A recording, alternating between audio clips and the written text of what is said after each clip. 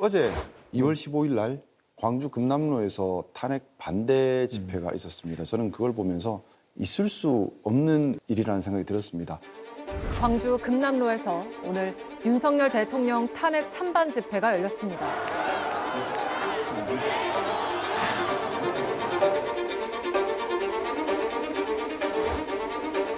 윤석열 대통령 석방하라!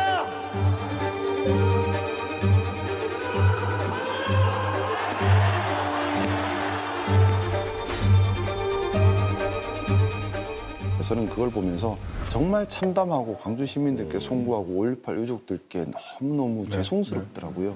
그 5.18 때 항쟁에 나섰던 시민들이야말로 정말 명예로운 불복종을 선택하셨던 분들입니다. 전두환의 불법적인 비상계엄의 한거에서 시민항쟁을 일으키셨고 거기에 계엄군이 들어오고 해산명령을 내려도 민주주의를 지키기 위해 따르지 않았던 거지 않습니까? 사람들이 총탄에 쓰러진 그 현장에서 또다시 불법 비상계엄을 한 대통령을 옹호하는 사람들이 집회를 열었다.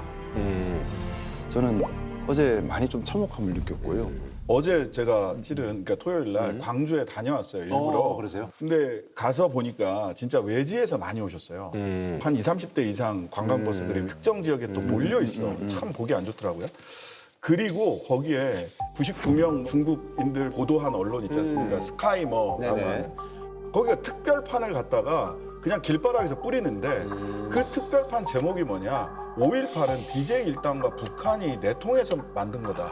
라는 그런 저는 근데 이 스카이 뭐 언론이라는 곳이 사실 원래 경제지 비슷하게 시작했다고 들었거든요. 그리고 스카이가 저는 뭐 서울대 고대 연대인 줄 알았더니만 서초 강남 용산이더라고요. 서초 강남 용산이야. 그것도 너무 웃겼어요. 여기가 어쩌다 이렇게 이념 편향적인 뉴스를 내게 되었는지 그것도 참 이상합니다. 제가. 그거 좀 한번 연구가 필요해요, 진짜로. 그리고 광주 가가지고 전혀 광주 시민이 공감할 수 없는 방식으로 한다는 게 누구를 위해서냐? 그럼 이게 감옥에 있는 윤석열 대통령에 도움이 되는 일이다? 아니다. 보수 정에 있어서 그럼 조기 재선 도움되냐? 안 되는 일이다. 왜 하는지 모르는데 하고 있는 것 자체가 제일 허탈한 거예요. 저는 이거를 무리수를 두게 되면요 역효과 많이 나거든요. 제발 좀 이런 앙상에서 벗어나야 되는데 안타깝습니다. 네, 송대호 의원이 저기 계엄 전에 그저 여인영 전 방첩사령관한테 문자를 받았어요. 여인형이 저한테 보냈겠어요. 그게 아니고 제가 이제 국방부 현안 질의할 때 국정감사하고 막 이제 여인형하고 각을 세웠죠. 자료 요구는 하면 왜 자료 요구에 대한 일체 답변을 안 줘요? 저희는 정보 수사기관의 특징을 고려해서 계속 그렇게 해왔습니다. 계속 그렇게 해온 건 그러나 아니 정보위 잠깐만요. 비공개를 원칙으로 잠깐만요. 정보위에서는 충분히 잠깐만요. 자료를 제출하고 있습니다. 멈춰주세요. 지금 뭐 하시는 겁니까? 의원님 왜 고함을 치십니까? 지금 뭐 하시는 거냐고 여쭙고 있어요. 제가 질의하잖아요. 제 질의 시간이잖아요. 의원님 왜 고함을 치십니까? 야, 근데 제가 뭐 보좌관도 하고 그다음 대변인도 하면서 이 국방위에서 저렇게 당당하고 뻔뻔한 장군을 못 봐봤어요. 처음 있는 일이거든요. 뭐 영상 같은 것도 좀 돌기도 하고 그랬었는데. 네, 저는 이제 계엄을 2024년 6월 9일 날 페이스북에 올렸거든요.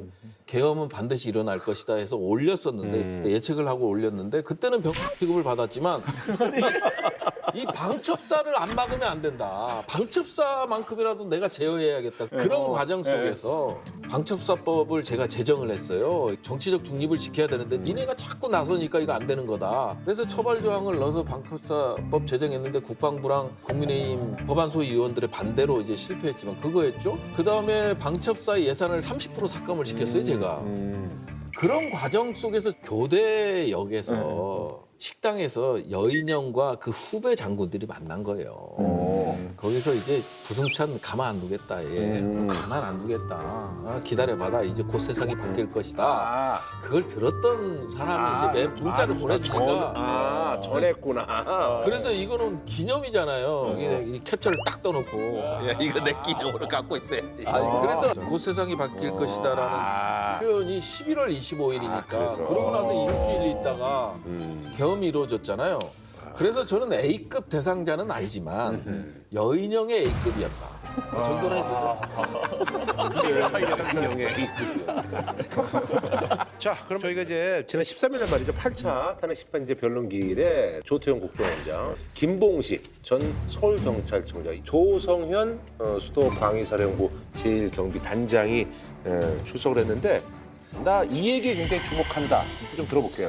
그 지휘관 내지는 어떤 권한을 갖고 권력을 네네. 갖고 있는 사람은 공은 부하에게, 명예는 상관에게, 책임은 나에게.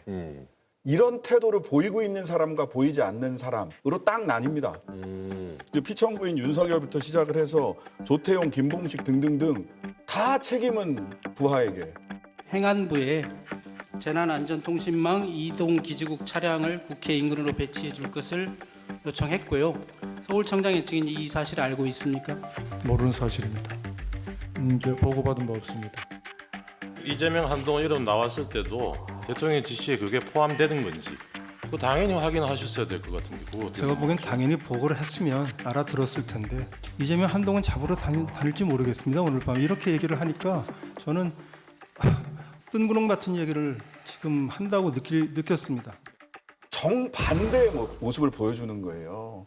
공은 부하에게, 명예는 상관에게, 책임은 나에게. 이런 모습을 보이는 사람이 누구냐? 곽종근 사령관, 그다음에 그때 나왔던 조성현 제1경비단장. 이런 분들이 책임은 나에게.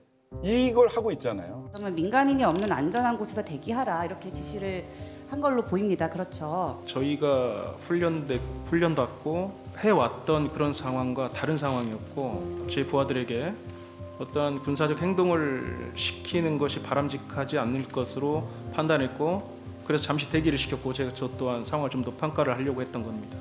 저는 1경비단장으로서 제 부하들의 지휘관입니다.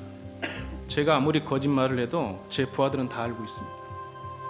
그렇기 때문에 저는 일체 거짓말 할 수도 없고 해서도 안 된다고 생각합니다. 그러니까 누구 코가 거짓말에서 길어졌나를 보면 다 보인다. 어떤 태도를 보이고 있느냐. 다시 한번 확인했어요. 그다음에 조태용 국정원장이 이제 12월 2일 날 김건희로부터 2통의 이제 문자를 받고 다음 날 3일 날 이제 답신을 한 거에 대해서 기억이 안 난다. 증인 통화 내역을 보면 계엄 전날인 12월 2일 날 대통령 영부인으로부터 문자를 2통 받아요. 그리고 그날은 답장을 못 하고 그 다음 날 증인이 답장을 보냈어요. 그건 무슨 내용인지 기억나십니까? 금방 기억이 잘 안 납니다. 조태용은 외교관 정통 외교관 출신으로 상당히 기억력이 좋다고 이제 외교부에서도 정평이 난 사람이에요. 근데 이제 계엄 당일의 걸 그다음 계엄 전날 걸 기억 못 한다? 그거는 자신이나 김건희나에 있어서 크리티컬한 약점과 관련된 게 아닌가. 그렇게 이제 짐작하시고. 네, 짐작하고 있습니다. 좀 저는 계속 보면서 양심을 지킨 사람들이 곤혹을 겪고 있는 모습들이 너무 안타까웠습니다. 예를 들어 우리 홍장원 1차장 같은 경우도 국정원장은 메신저를 공유한다고 하지 않습니까? 인격적인 부분이나 주변 것들로 그 사람의 인격을 흠을 내서 말의 신빙성을 떨어뜨리려는 좀 비겁한 방법을 공격을 했고 홍장원 차장이 11시 6분에 국정원장 공관 앞에 어두운 공터에서 메모지를 꺼내가지고 급히 썼다라고 했는데 저희가 확인을 해보니까 11시 6분이면 홍장원 차장은 거기가 아니고 그 청사에 있는 본인 사무실에 있었습니다. 홍장원 차장의 증언의 신뢰성에 대해서 저는 강한 의문을 가집니다. 이번에 너무 잘 됐습니다. 제가 국정원의 CCTV를 대조해 본다는 생각을 못했는데 이동하는 홍장원 1차장에 있는 동선을 분단위 또는 초단위로 한번 본다고 하면 어떤 사실인가를 정확하게 파악할 수 있는 부분에 대해 기회가 되겠다 이런 생각이 듭니다. 조태용 원장님도 기억이 나지 못한다. 충격적인 사항인데 어떻게 그런 부분들 다 기억하냐라고 말씀하시는데 저한테만 조금 AI 수준에 있어서의 기억력을 요구하시는 것 같은데요. 저도 나름대로 CCTV든 내역이든 과학 정보가 있다고 하면 제 기억과 나름대로 잘 보정해서 좀 더 정확한 부분에 대해 사실을 확인하면 바람직할 것이라고 생각합니다.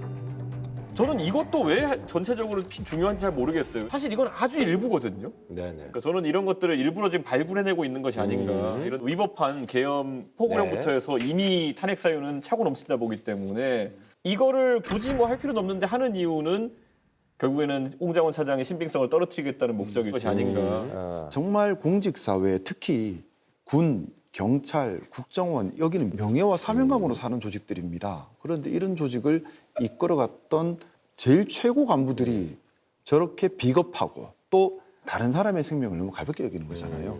그런 생각을 좀 참담하게 했습니다. 네. 특히 김봉식 그 서울경찰서장 질서 유지 위해서 출동했다고요? 가로막힌 사람이에요. 예? 가로막힌 사람. 아, 이거 딴 얘기 나오니까 자기는 자꾸 손들지 마. 딴 얘기 나와.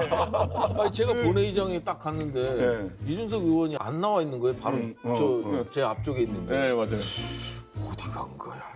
밖에서 신나게 들어가려고 하고 있었죠. 아이, 시끄러워. 그만해.